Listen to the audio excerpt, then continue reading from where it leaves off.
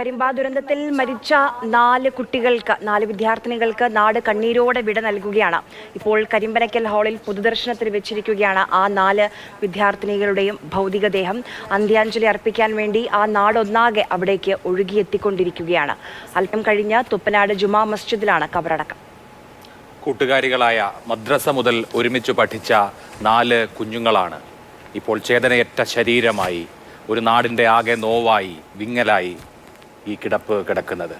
വീണ പൂക്കൾക്ക് വിട നൽകുകയാണ് കേരളം. ഇതുപോലെയുള്ള കണ്ണീർ കാഴ്ച ഒരാഴ്ച മുൻപാണ് നമ്മൾ ആലപ്പുഴയിൽ കണ്ടത്. അത് ആവർത്തിക്കുന്നു. 8ാം ക്ലാസ്സിൽ പഠിക്കുന്ന 13 വയസ്സ് മാത്രം പ്രായമുള്ള 4 വിദ്യാർത്ഥിനികൾ കേരളത്തിൻ്റെ കണ്ണീർ പൂക്കളായി മാറിയിരിക്കുകയാണ്. നെഞ്ച് തകർന്ന് കണ്ണ് നനഞ്ഞ് തൊണ്ടയിടറി കേരളം ഈ കുരുന്നുകൾക്ക് വിട നൽകുകയാണ്.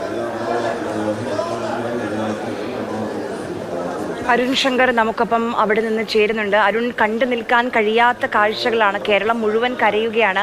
ഒരുമിച്ച് പഠിച്ച് ഒരുമിച്ച് വളർന്ന് സന്തോഷത്തോടു കൂടി ആ പരീക്ഷ എഴുതി നല്ല രീതിയിൽ എഴുതാൻ പറ്റിയതിൻ്റെ ആശ്വാസത്തിൽ തിരികെ വീട്ടിലേക്ക് മടങ്ങുകയായിരുന്നു. നമ്മൾ ചില ദൃശ്യങ്ങളൊക്കെ കാണുമ്പോൾ തൊട്ടടുത്ത ഒരു കടയിൽ നിന്ന് മുട്ടായിയൊക്കെ കഴിച്ച് ആ മധുരം നുണഞ്ഞുകൊണ്ട് വീട്ടിലേക്ക് പോകുന്ന കുഞ്ഞുങ്ങളാണ് ഇന്നിതാ ഇങ്ങനെ നമുക്കൊപ്പം ഇല്ലാതെ ചേതനയേറ്റ് കിടക്കുന്നത്. തീർച്ചയായിട്ടും ഏറെ സന്തോഷവും മധുരവും നിറഞ്ഞ ആ ഒരു നിമിഷത്തിലായിരുന്നു കുടുങ്ങിയത്. ഉപ്പാനയുടെ അമ്മ നോക്കി നിൽക്കുകയാണ്. ഉപ്പാനയുടെ ജീവൻ എന്നുള്ളത് വളരെ ദുഃഖകരമായ കാര്യം തന്നെയാണ്. എന്തായാലും ഇപ്പോൾ പൊതുദർശനം അവസാനിച്ചിരിക്കുകയാണ്. ദൃശ്യങ്ങളിൽ നിന്ന് തന്നെ നമുക്ക് വ്യക്തമാണ്, ഒരു നാടാകെ നെഞ്ചുലഞ്ഞ് കണ്ണ് നിറഞ്ഞ് ഈ കുഞ്ഞുമക്കൾക്ക് വിട നൽകുകയാണ്. സ്മോളസ്റ്റ് കോഫിൻസ് ആർ ദ ഹെവിയസ്റ്റ് എന്നാണ് പറയുക ആര്യ. നമുക്ക് താങ്ങാൻ കഴിയുന്നതിലും ഭാരം ആ ശവപേടകങ്ങൾക്കുണ്ട്. ഇപ്പോൾ പാണക്കാട് സയ്യിദ് സാദിഖ് അലി ശിഹാബ് തങ്ങളെ നമുക്ക് കാണാം. ഒരു നാടാകെ, നാടിൻ്റെ രാഷ്ട്രീയ ആത്മീയ നേതൃത്വമാകെ ഈ കുരുന്നുകൾക്ക് വിട നൽകാൻ അങ്ങോട്ട് എത്തിയിരിക്കുകയാണ്. ഇപ്പോൾ ശരീരങ്ങൾ പള്ളിയിലേക്ക്, ഖബർസ്ഥാനിലേക്ക് എടുക്കുന്നതിൻ്റെ ദൃശ്യങ്ങളാണ് കാണുന്നത്.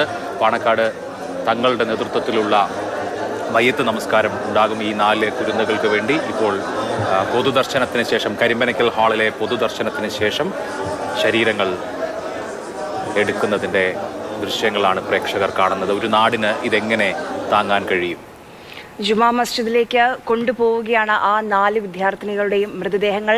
കരിമ്പനക്കൽ ഹാളിലുള്ള പൊതുദർശനം അവസാനിച്ചിരിക്കുന്നു.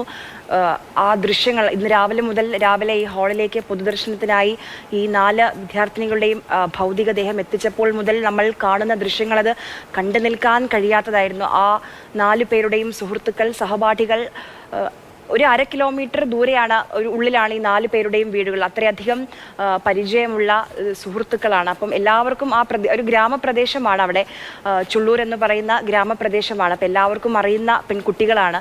അപ്പോൾ സ്വാഭാവികമായും ആ നാട് മുഴുവൻ അത്രയും വേദനയിലാണ്, തീരാ നോവിലാണ്, കണ്ടു നിൽക്കാൻ കഴിയാത്ത കാഴ്ചകളാണ്. മദ്രസ മുതൽ 8ാം ക്ലാസ് വരെ ഒരുമിച്ച് പഠിച്ച 4 കുട്ടികളാണിപ്പോൾ. അവരുടെ അന്ത്യയാത്രയും ഒരുമിച്ചാണ്. ഇന്നലെ ക്രിസ്മസ് ഇംഗ്ലീഷ് പരീക്ഷയായിരുന്നു. ആ പരീക്ഷ കഴിഞ്ഞ് വീട്ടിലേക്ക് പോകുന്നതിനിടെയാണ് ഈ ദാരുണമായ അപകടമുണ്ടായത്. ഇന്ന് ഹിന്ദി പരീക്ഷയ്ക്ക് വേണ്ടിയുള്ള എല്ലാ തയ്യാറെടുപ്പുകളും നടത്തണം എന്നൊക്കെ പറഞ്ഞുകൊണ്ട് പോവുകയായിരുന്നു.